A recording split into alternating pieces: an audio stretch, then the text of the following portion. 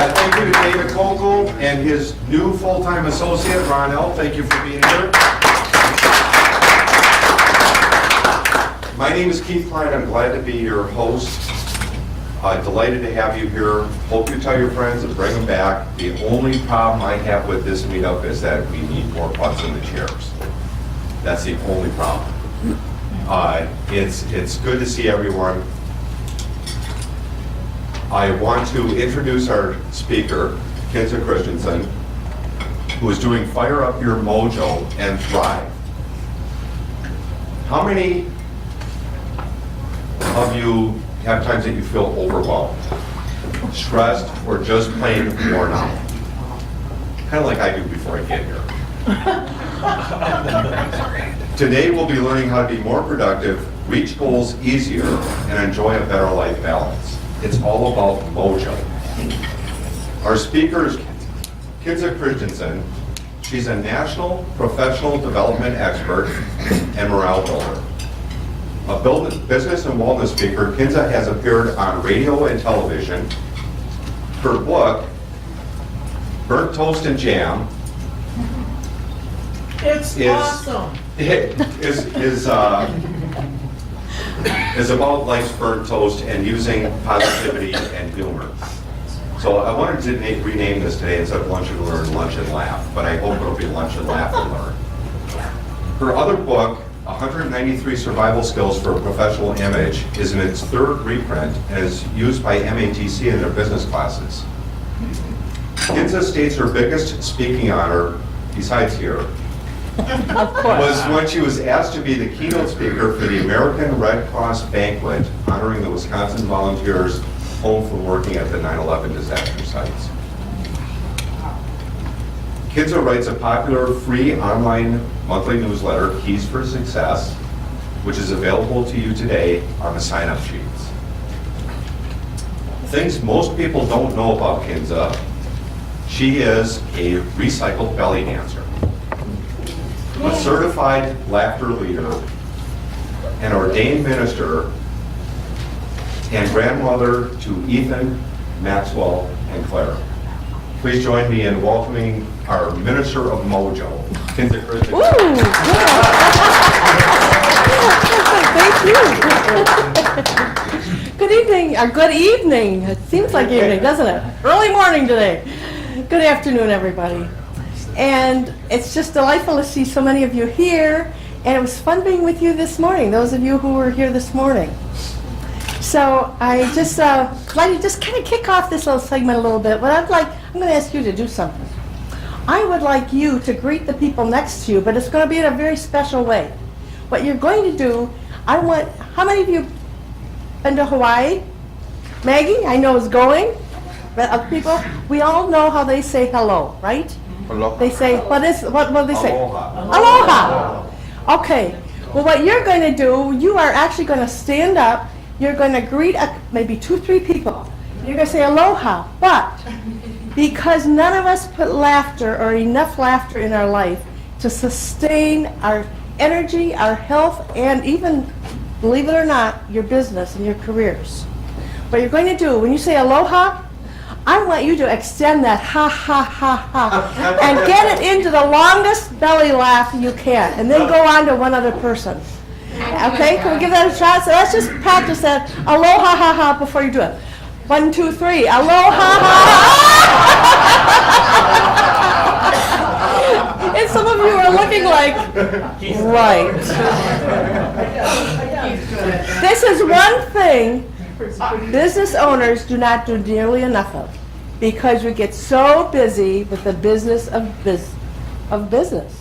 So stand up, greet at least one person, say aloha. Let's go. Aloha.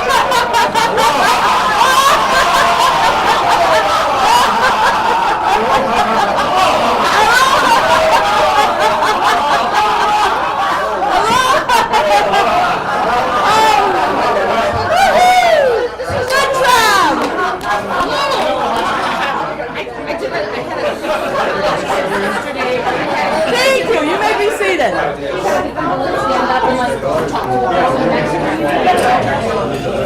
You may be seated. So how come comfortable did that feel to you? Not mine. Not me. That would be my husband. May I ask you, how comfortable did that feel to you? I think most of us that came pretty natural. But just ask yourself. There are other ones where, because we do not laugh, and we need that. It's just your first lesson in firing up your mojo. So, when we talk about firing up your mojo, what are we talking about? We're talking about the feeling the Badger basketball game players had last night. That's mojo. You feel it in your chest. Mojo is when that wonderful feeling that you have when you are doing something you love doing. And that feeling is so strong, it radiates to everybody around you. It's the feeling you have when you make an accomplishment or an achievement in your life. You go, aha! And you just burst with glory, that feeling and that spirit, and people can see it on you. Now, in your business, do you think your customers see mojo on you? Or are they seeing, lack of mojo? Want to know what lack of mojo looks like? Yeah. You're going to relate to this. Think of you before your coffee in the morning. This right here. How many of you have ever felt like this when you go into work or when you start work in the morning? Maybe because you're searching for that idea, it just doesn't come. Maybe it's that one client you just can't quite get to connect with. We need to figure out how to do our mojo. There are 3 ingredients you need. You need to have a purpose, you need to have passion, and you need to have action. Now, I think everybody in this room has a purpose. That's why you're in business. And most of you have a mission statement. Your purpose is pretty clear. Your passion is really clear because you've gone through and you've done all the work. You found it important enough to devote your life and your hours and your days to your business. So let's talk about action. And I know this was a big discussion this morning, and we came up with some great ideas. But action, see, we all have bummers, right? Life is made up of bummers. Sometimes it's health issues, and I know Maggie went through that, and Roger went through that, and different people we've all, at some point, we have bummers happen that we can't control. And then there's all those little things that go on every day.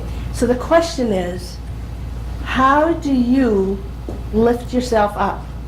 How do you inspire yourself to have mojo and have those wonderful moments in your life that just carry you on to greater and better things and open the doors of opportunities? So we've got all those things. Today, we had some, I just jotted down this morning, and I'm going to just throw these out. Just a few things that people came up with. One was, and I don't remember who, so if it's yours, just raise your hand. The whiteboard. All right. And that was putting wins and losses for the day, and you put check marks. You see, we underestimate ourselves. We sometimes don't realize, really, oh my gosh, all the things we've done. Being your own cheerleader. You've got to let your enthusiasm roll for that one. Sell yourself to your mirror. Love that. Whose was that? Lucas. Lucas had that one. Yeah. And I've always said, when you get up in the morning, you look in the mirror, give yourself a big smile and a wink. And you might throw on there, I love you. And be on your way. Inspire yourself. Probably one of the greatest quotes I've ever heard is that the most profound relationship you will ever have is the relationship you have with yourself. How do you talk with yourself, to yourself? Interesting thing, if we're going to focus on action today, our body responds in the way that our brain tells it. And the initial response for human beings, for most human beings, is inertia, is no action. It's like that dead chicken. We don't move. It's so much easier just to be. And then the default reaction is to do what we have always done, which means we are not advancing, we're hesitant to try the new things. So what I'd like to do, I would like to really just take a second here. I brought along an exercise, and I just found it really enlightening because we're going to go through it real quick, and I know it will take some time. It's in your handout. You'll need your pencil or pens, and we're going to just go through it. But what I want you to do is think about your relationship with yourself, how you felt at those aha moments. And if you open up the first page of the exercise, and we're going to go through it, you're going to see an apple tree. And in the roots of that apple tree, I want you to put what you see as your strengths. Now, a lot of times we fool ourselves about our strengths. Sometimes other people might say that we have strengths that we never recognize because we're so busy kind of saying all those listening to those negative voices. But you all have strengths. Are you patient? Are you intuitive? Are you caring? Are you detailed? Are you assertive? What would you put in those roots? Fill in as many of them as you can, identifying your personal strengths. You know, sometimes we have strengths that maybe we don't really even think about, but think about what other people say your strength is. Because there might be certain areas in your life that you will pull those strengths out once you have validated the fact that, yeah, those have been a part of my life. And those make me accomplish. Those motivate me. There aren't enough blues. There's not enough rocks. Oh, Keith, I can believe that with you. I have humility. Yeah, humility. Love it. Okay, do we all have most of those filled in? Then we're going to hop up to the apples. And in the apples, I would like you each to put in an apple one of your aha moments in your life, one of your achievements, and go back to high school. Start at high school and go on through. Things when you said, yes, I did it. And we've all had those moments, whether it's an award we won. Maybe you always wanted to go skydiving and you were always afraid, never did it, but then one day you did. Yes, put skydiving in. Put raising your kids, maybe learning to play an instrument. There's all sorts of things that you might be able, that you've done in your life. Pull out a few of those. Maybe you raised children. Aha. There's a whole lot of aha moments right there, right? What were the times you felt, yes, I did it? And when you're pretty well done, if you could kind of raise your head up or look up so we know that we can go forward here. And it's interesting, you think back to your aha moments. We look back a lot of times in our lives and we think, oh, I really haven't accomplished much. That's why I'm going to do this book. This is going to be my big aha. But you'd be surprised sometimes when you see them written down, the different things that you've done that you've kind of forgotten about from the past. Okay, the next thing we're going to do is we're going to turn the page. And all those apple items that you just wrote in there, you are going to put as a heading on each one of the columns. So just jot over the words that kind of categorize it for you. And your first column is going to be one of your apple aha moments as a heading. Okay, what you're going to do is, what I'd like you to do is work with that first column. In this here, I put sales awards. So take that first column and go down and check which motivator you think had the most to do with you accomplishing that achievement. Only one? If there's two or maybe three, that's okay too, but yeah. Try to focus on maybe what might be your primary ones. And that's fine, yeah.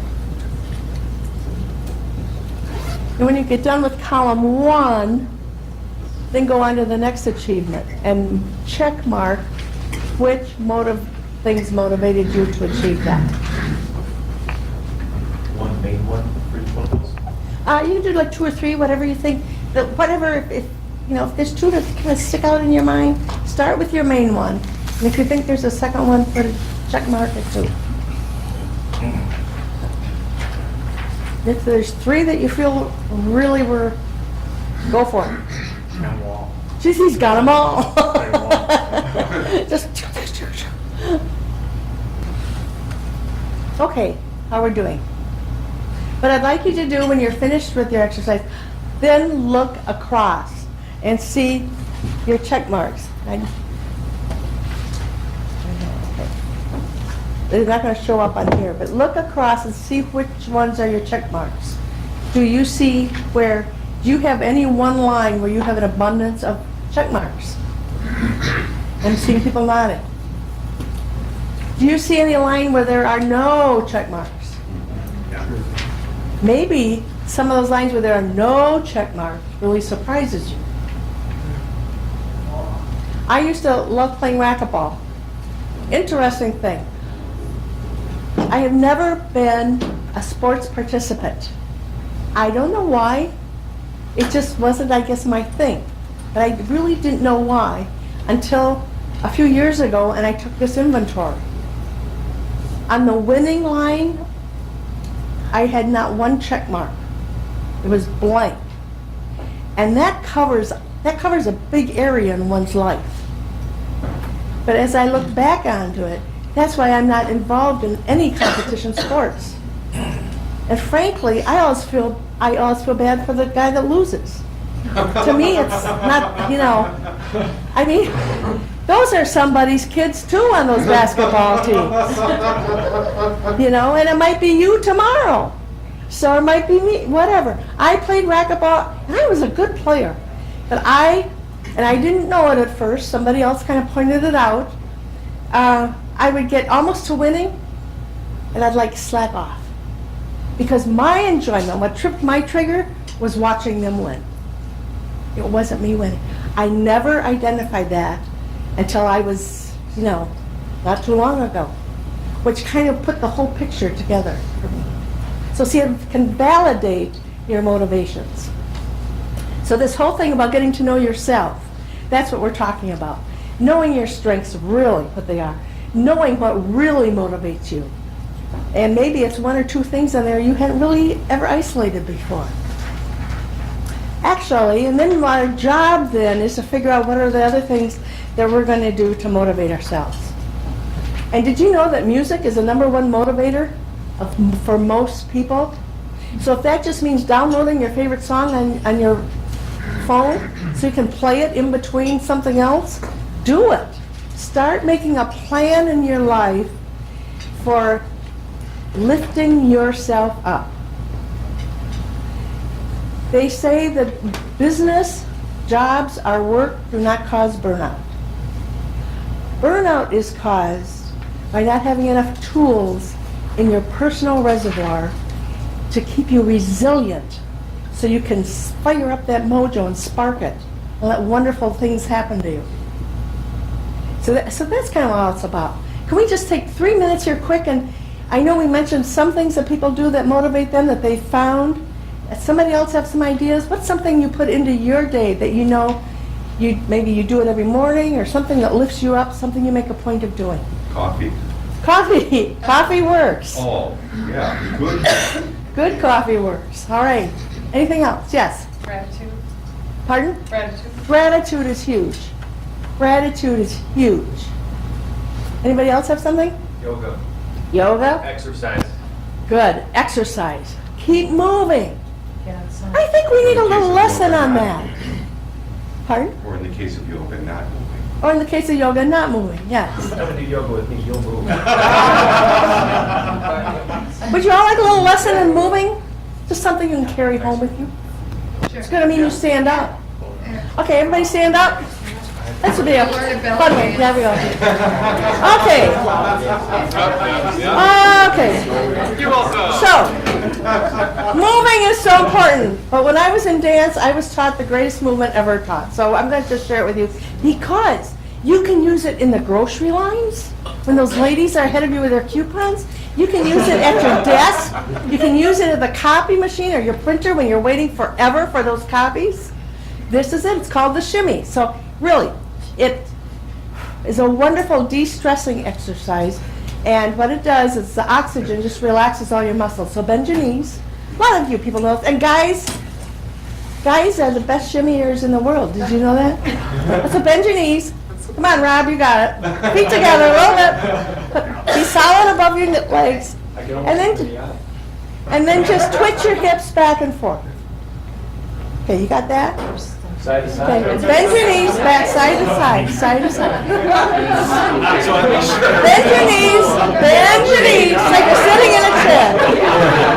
Okay. We all have that? Yeah. Okay, now you're going to do it again. Take a nice big breath, kind of sit a little bit on your knees, twitch your hips back and forth. Now wiggle your shoulders, and if it moves, let it go. Woohoo! Hey! I do that. All right, Keith, you've got to come up here. Okay. Keith, you two, come on. Okay, leave him out of here. And you, right there. Come on. Okay, they're going to just show us how they're getting the groove on here.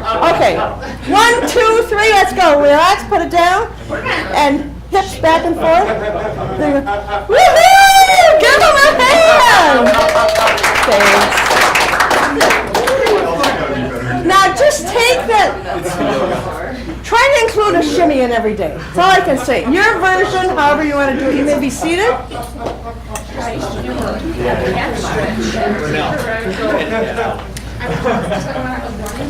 When we talk about our relationship with ourselves, so much of it is the words we speak to ourselves. We talk about collaborating with our teams. We talk about communicating with our customers. How about communicating with ourselves and being aware of the words that we feed into us? Just an example. Usually what I hear is, oh, I got to go to work. Oh, I got a project I've got to do. Oh, I've got to call a customer. I've got to go pick up the kids from school. Change it. Change your gottas to get tos. I get to call my customer. I get to go to work. I get to work on that project. I get to pick up my kids from school. We live in a whole world of people who would give anything to be able to do what you do. Change your programming. Your body will respond to what you tell it. So when you look in the mirror that morning, say, I give that smile and a wink and say, I'm happy, it's going to be a great day, and I love you. Okay, I guess we've got a few, that's all I've got for you today, but we've got a few door prizes, I guess, so. Yes, well, you have questions? Take questions? Any questions? My biggest takeaway is that got to get to. But I do want to say that if I run into any of you at a line in a grocery store or a gas station, let's both break into it and have everybody wonder what's going on.